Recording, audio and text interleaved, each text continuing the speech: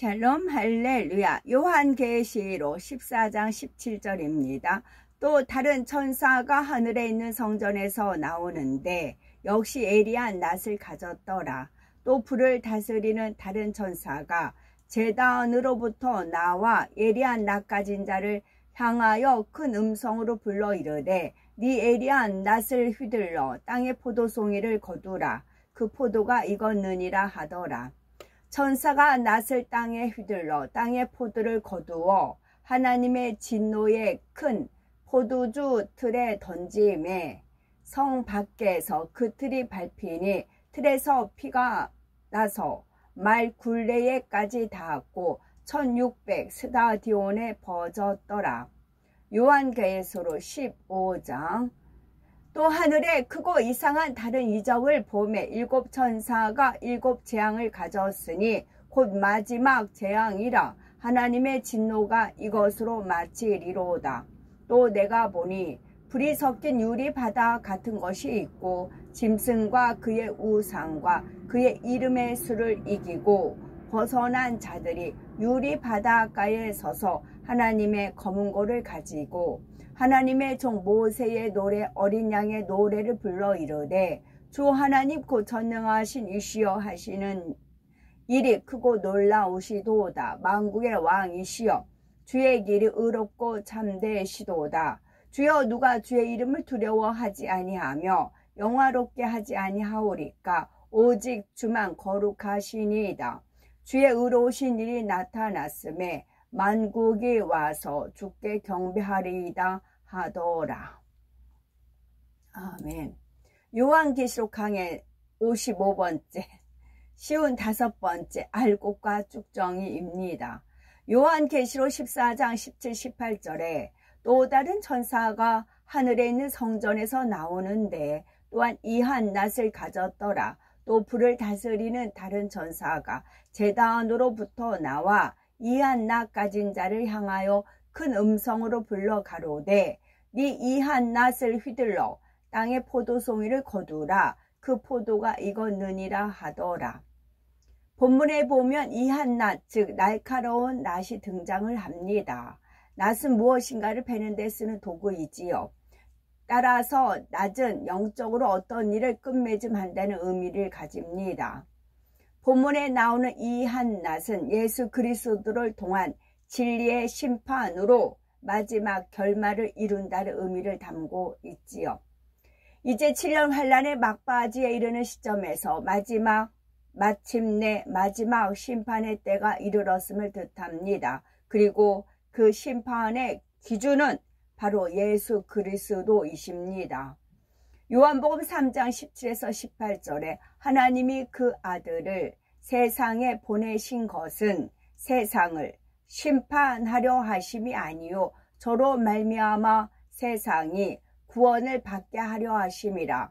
저를 믿는 자는 심판을 받지 아니하는 것이요 믿지 아니하는 자는 하나님의 독생자의 이름을 믿지 아니하므로 벌써 심판을 받은 것이니라. 그러나 무조건 예수 그리스도를 믿습니다. 입술로만 고백한다고 해서 구원을 받는 것은 아니지요. 진정 주님을 믿었다며 증거가 있어야 합니다. 그 증거란 하나님의 말씀대로 행하느냐 하는 것이지요. 야고보서 2장 17절에 이와 같이 행함이 없는 믿음은 그 자체가 죽은 것이라 말씀한 대로입니다. 행함이 없는 믿음은 그 자체가 죽은 것이지요. 따라서 예수 그리스도가 심판의 기준이 된다는 말은 얼마나 주님의 말씀대로 행하며 살았느냐가 심판의 기준이 된다는 뜻입니다. 이 기준에 따라 알곡과 쭉정이가 나누어지지요. 낫을 든 천사가 그것을 휘둘러 땅의 포도송이를 거둔다 하였습니다. 수확을 하고 나면 그 중에는 잘 익은 것도 있고 익지 않은 것도 있습니다. 이런 것처럼 심판의 기준이 되시는 예수 그리스도로 말미암아 알곡과 쭉정이가 나뉜다는 말이지요. 땅의 포도송이라는 말에는 육의 열매라는 의미도 있습니다. 땅의 기운, 즉 육의 기운과 비진리를 먹고 자란 열매라는 뜻이지요. 요한계시록 14장 19에서 20절에 천사가 낫을 땅에 휘둘러 땅의 포도를 거두어 하나님의 진노의 큰 포도주 틀에 던짐에 성 밖에서 그 틀이 밟히니 틀에서 피가 나서 말 굴레까지 닿았고 1600 스타디온에 퍼졌더라. 하나님의 진노의 큰 포도주 틀에 던져진다는 것은 심판에 던진다는 것을 의미합니다. 하나님의 뜻과 반대되는, 즉 하나님의 진노를 받을 일을 행했던 이들에게 그의 행한 대로 갚아주시는 것이지요. 그런데 심판에는 종류가 있습니다. 첫 번째는 성령 심판입니다. 우리가 예수님을 구세주로 영접하게 되면 성령을 선물로 받습니다. 그리고 요한복음 16장 8절에 그가 와서 죄에 대하여, 의에 대하여, 심판에 대하여 세상을 책망하시리라 말씀하였지요.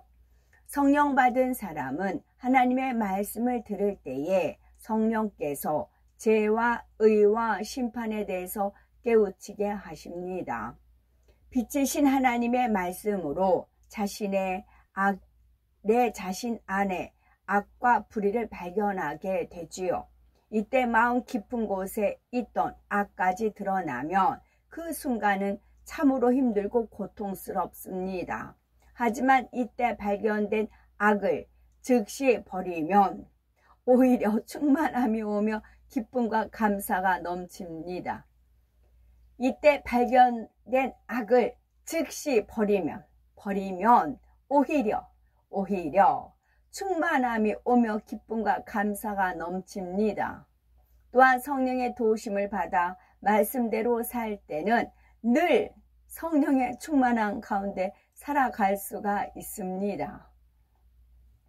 반면에 발견된 악을 버리려 하지 않고 죄인 줄 알면서도 여전히 죄 가운데 살아가면 마음이 괴롭고 공고해지지요. 자기 안에서 두 마음, 즉 진리를 쫓으려는 마음과 비진리를 쫓으려는 마음이 서로 싸움으로 힘들고 공고해지는 것입니다. 이처럼 진리를 벗어났을 때 마음의 괴로움과 공고함이 오는 것을 성령의 심판이라 말합니다.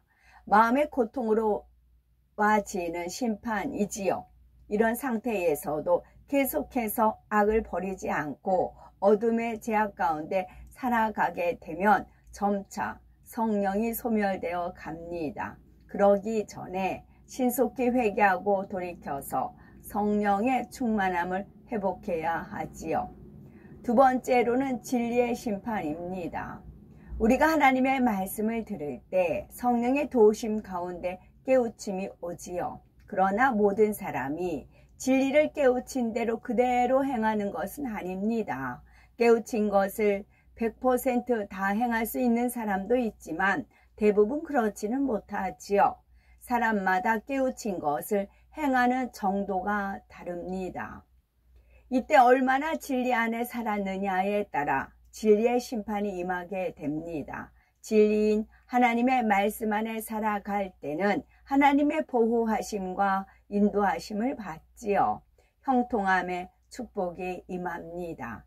강건함의 축복과 물질의 축복도 받습니다.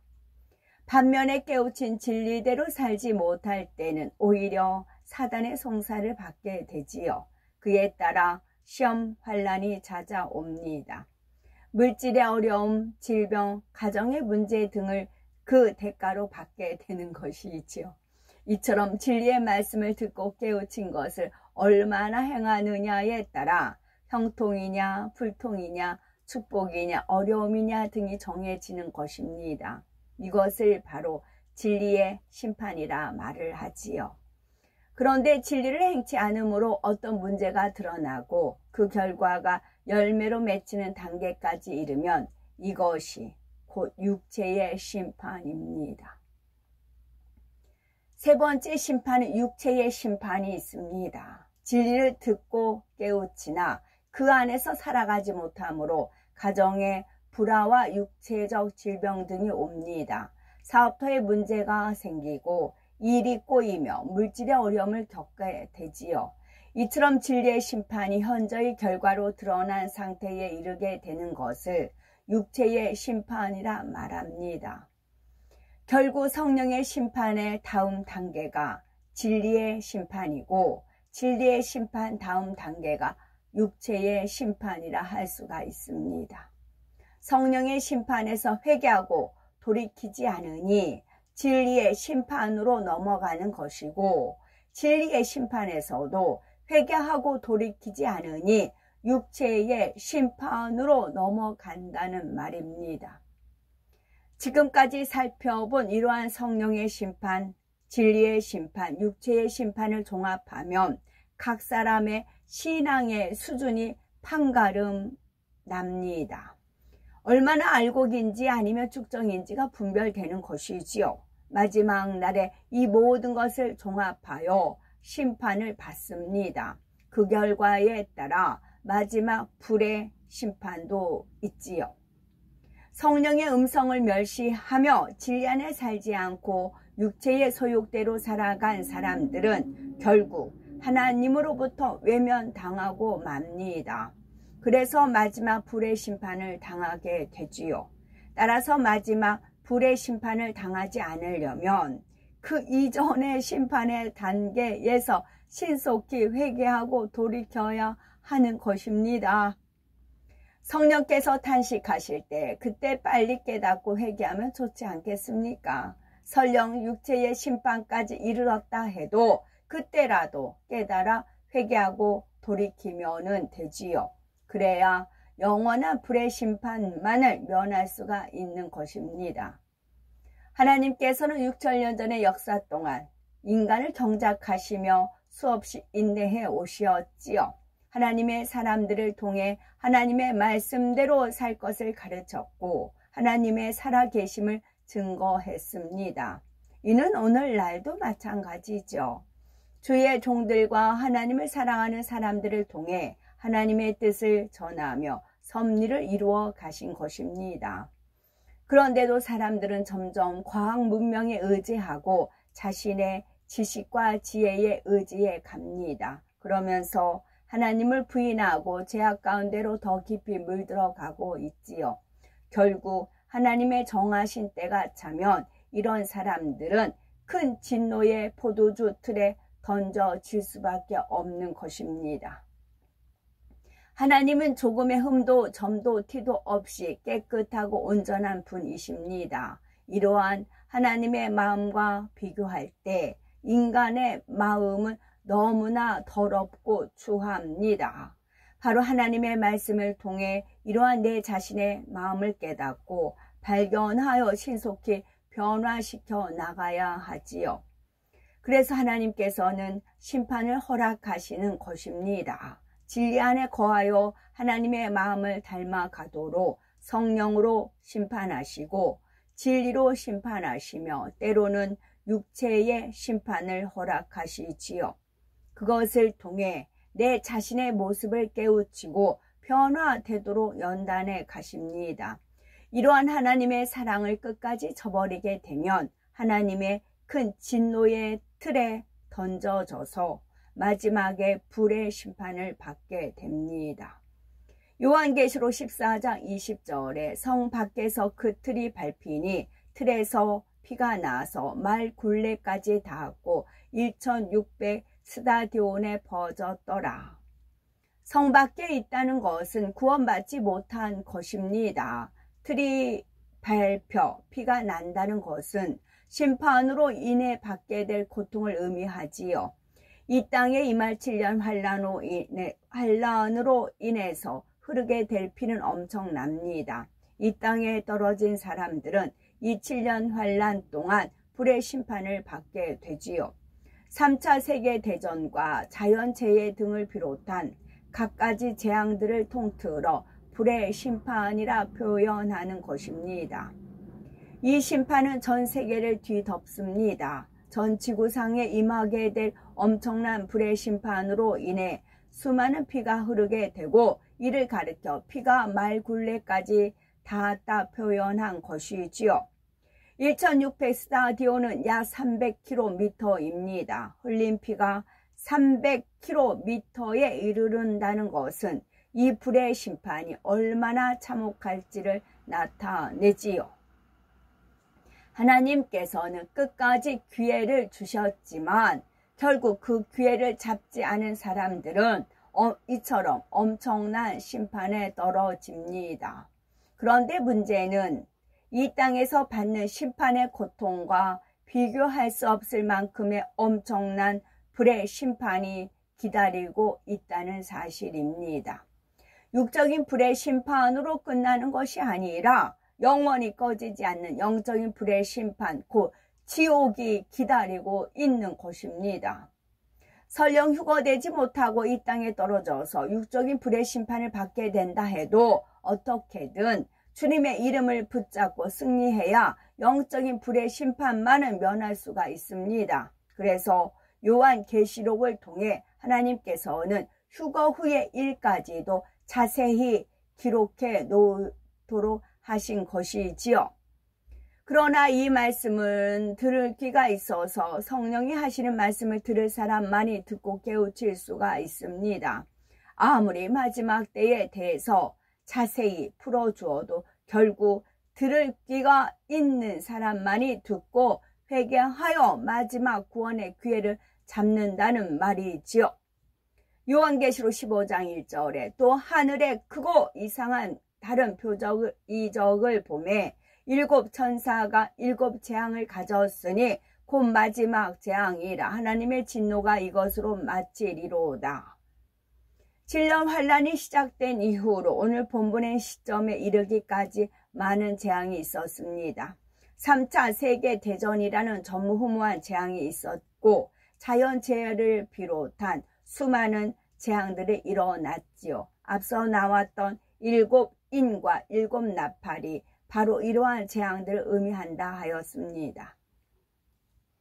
본문에 보면 마지막 재앙이 나옵니다. 이는 7년 환란을 마무리하는 재앙으로서 지금까지와는 비교할 수 없을 만큼 더 크고 엄청난 재앙들이지요. 그러나 7년 환란 때 일어나는 재앙들을 보면서 혹여 하나님을 오해해서는 안 됩니다.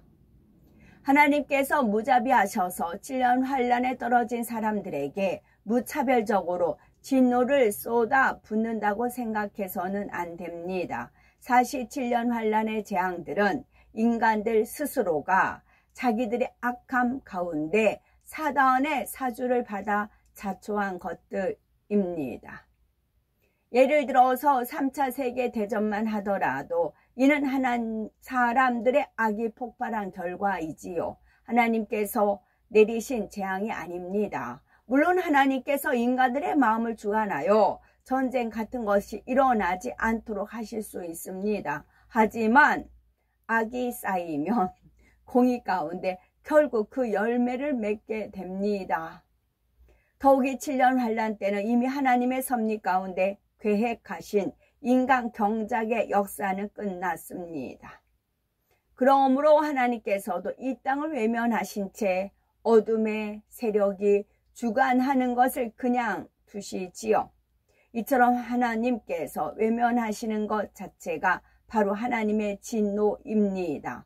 만약 하나님께서 하나님의 자녀를 외면하시면 그를 원수 마귀 사단이 가만 놔두지를 않지요. 하나님의 자녀가 빛 가운데 거할 때는 당연히 하나님께서 원수 마귀 사단으로부터 지켜주십니다. 그러나 어둠 가운데 살아갈 때는 사단의 송사에 내어주실 수밖에 없습니다. 바로 7년 환란 중에 이 땅도 원수 마귀 사단의 주관 아래 놓여 있으므로 사람들은 악에 악을 더해 갑니다. 하나님께서 이들을 외면하실 수밖에 없고 그러니 사람들은 자기들의 악을 쫓아 더욱 폭력과 파괴와 살생을 자행하지요. 여기다가 사람들이 자기 유익을 쫓아 이 땅의 자연을 파괴한 결과로서 엄청난 자연의 재앙들을 통해서 그 값을 치릅니다.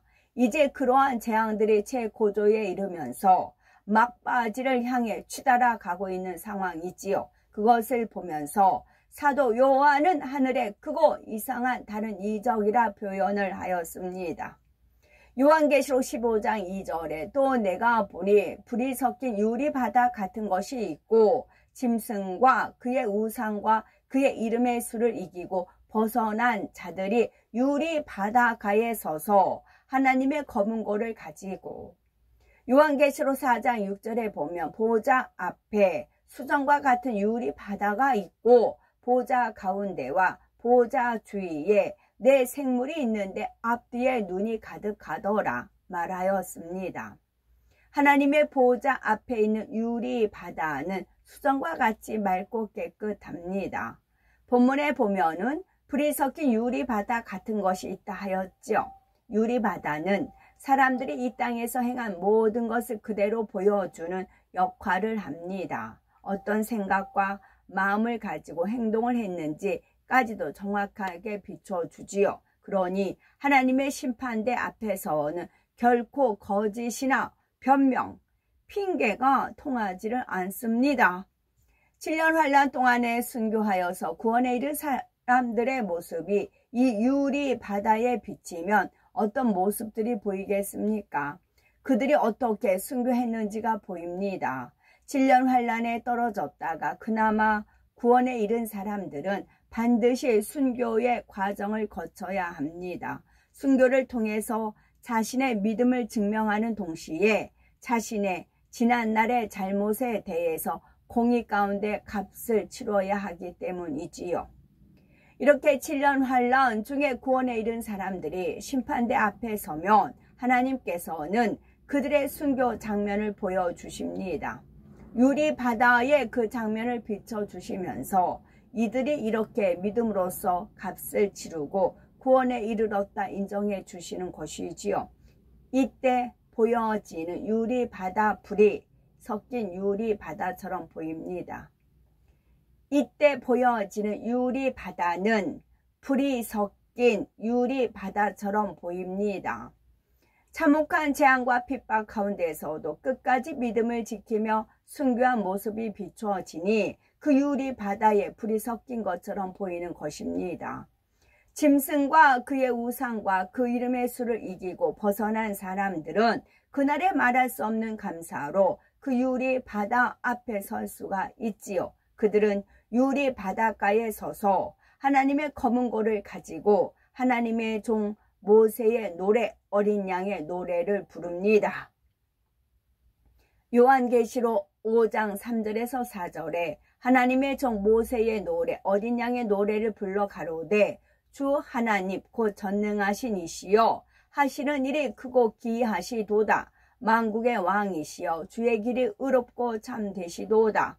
만국의 왕이시여 주의 길이 의롭고 참되시도다. 주여 누가 주의 이름을 두려워하지 아니하며 영화롭게 하지 아니하오리까. 오직 주만 거룩하시니이다. 주의 의로우신 일이 나타났음에 만국이 와서 주께 경배하리다 하더라 하였습니다. 하나님께서는 모세를 통해서 율법을 주셔서 하나님의 뜻을 알게 하시었지요.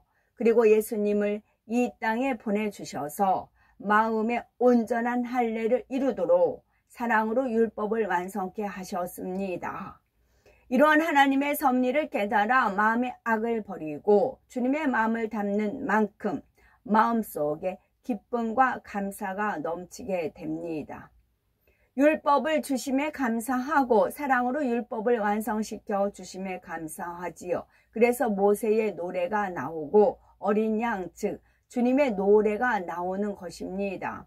이는 휴거되어 올라간 영혼들에게만 해당되는 것이 아닙니다. 비록 7년 환란에 떨어졌을지라도 뒤늦게나마 회개하고 돌이켜 순교를 통해 구원에 이른 사람에게도 해당이 되지요.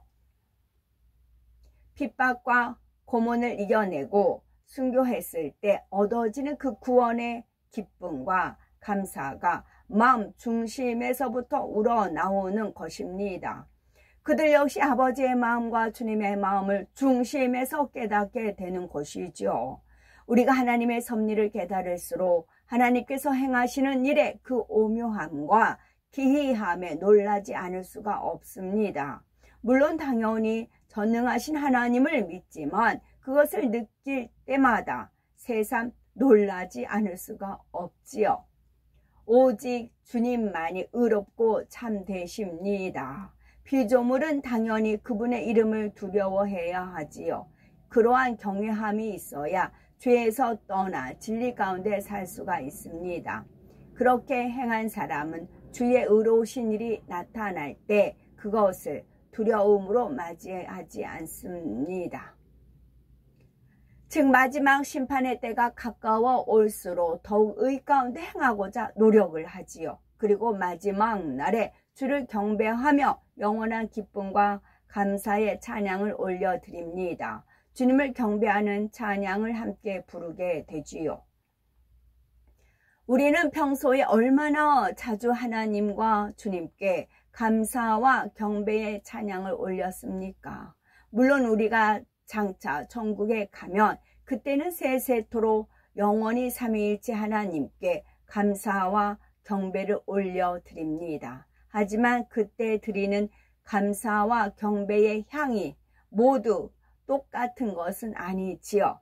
우리의 향은 얼마나 너무나 진하고 아름다워서 어떤 분의 향은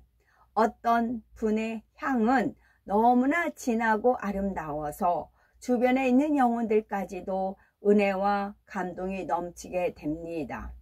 반면에 어떤 분은 당당히 나서지 못하지요. 그런데 장차 전국에서 삼위일체 하나님 앞에 어떤 향을 올려드릴지가 바로 이 땅에 사는 동안에 정해진다는 사실입니다. 우리 각자가 올리는 감사와 경배의 향을 한번 점검해 보시기 바랍니다. 우리 마음의 향이 얼마나 진하고 아름답게 담겨져 있는지요. 늘 주의 의로우심과 거룩하심을 찬양하는 우리의 입술이 되시기 바라고 감사와 기쁨의 찬양이 끊이지 않는 우리의 입술이 되셨으면 좋겠고 많은 찬양과 경배를 올려드리는 것도 좋지만 중요한 것은 거기에 담긴 마음의 향이라는 사실을 꼭 명심하셔야 되겠습니다. 복음을 전하다가 잡혀서 착고에 채워서 깊은 감옥에 갇혀있던 바울과 실라가 밤중에 하나님을 찬미했던 그 찬양의 향이 얼마나 진하고 아름다웠겠습니까? 하나님을 감동시켜 드리기에 충분하지요. 이처럼 설령 어렵고 힘든 현실의 상황이 있다 해도 그 가운데 올려드리는 기쁨과 감사의 향이 진정 하나님을 감동시킨다는 사실입니다. 우리의 삶에서 늘 하나님을 감동시키는 아름다운 찬양의 향이 끊이지 않기를 바라고 그래서 장차 아버지의 보호자 앞에서도 그 진한 마음의 향을 담아 찬양하는 복된 우리가 되셨으면 좋겠습니다. 아멘. 몇 달 전에 그 요한계시록 강의했던 목사님한테 리허설이라는 그런 표현을 들었습니다. 리허설.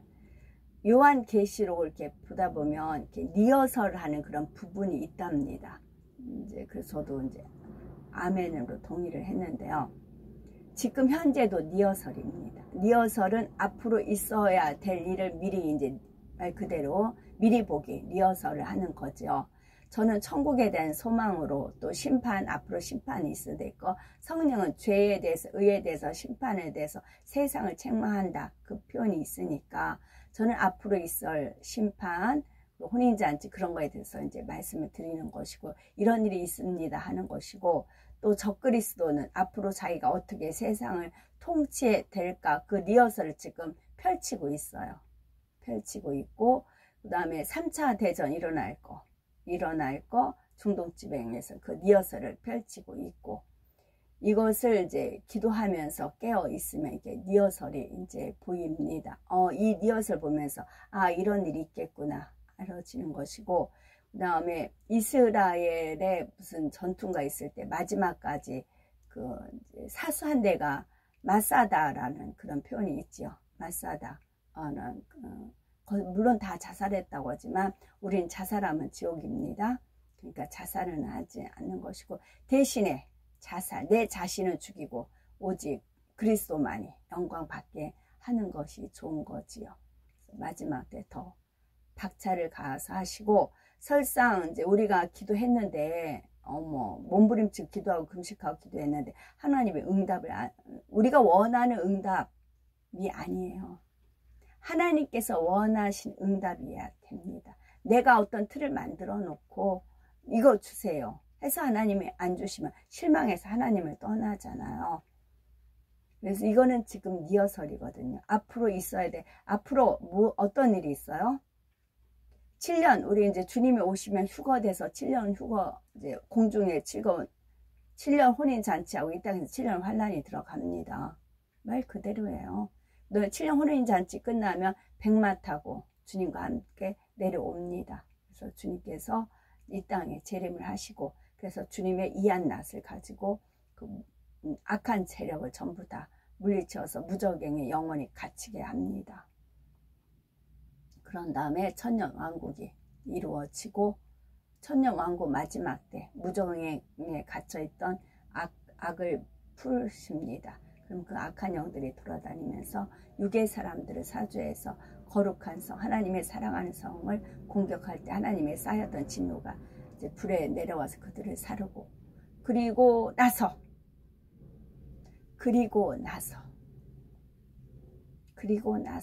심판이 있습니다. 백보자 대심판이 있습니다.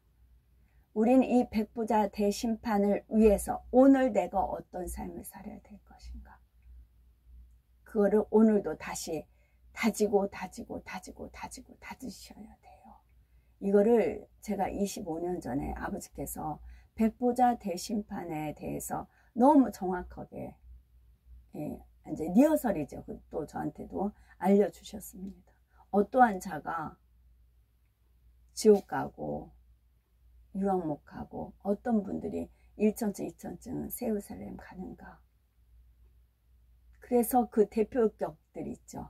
그래서 제가 2019년부터 교회를 다니면서 대표급들을 만난 거죠. 이제 특히 유황부터 시작했죠. 여의도 조씨부터 시작을 하고, 조씨에도 그랬고, 또 뭐 배교 어쩌고 막 많잖아요. 그래서 직접 부딪히면서 유황못, 그리고 여러분들이 흠모하고 따르고 했던 어떤 분이 있어요. 그 사람 지옥입니다. 아버지께서 알려주셨는데 그 사람 직접 부딪힌 겁니다. 부딪혔을 때 이게 나오는 겁니다. 그리고 이제 그 사람 심판이 이제 헷갈리는 사람이 있어요. 심판.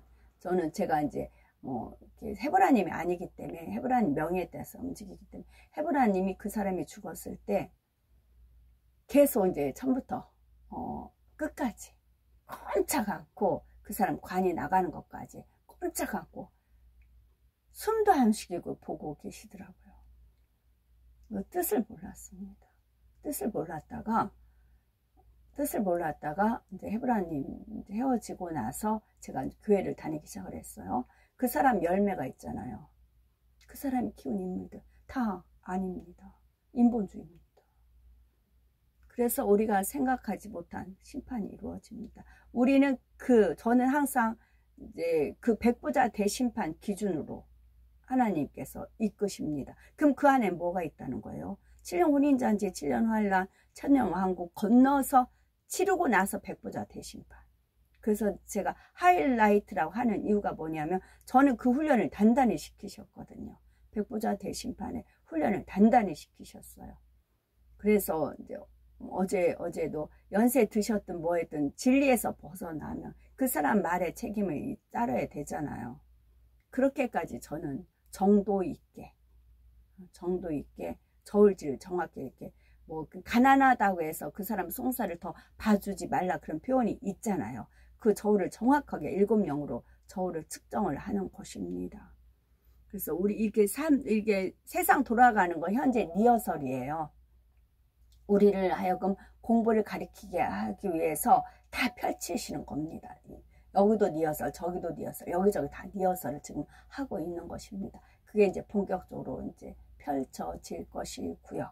그리고 이제 우리가 아무리 금식하고 작전 기도하고 했는데 내 틀에 맞춰 놓고 내가 답을 딱 정해놓고 하나님 이렇게 해주세요가 아니라고요. 하나님은 백보자 대심판, 그리고 나서 백보자 대심판 끝나고 나서 이제 천국이냐 지옥이냐 가름이 되는 것입니다. 아멘.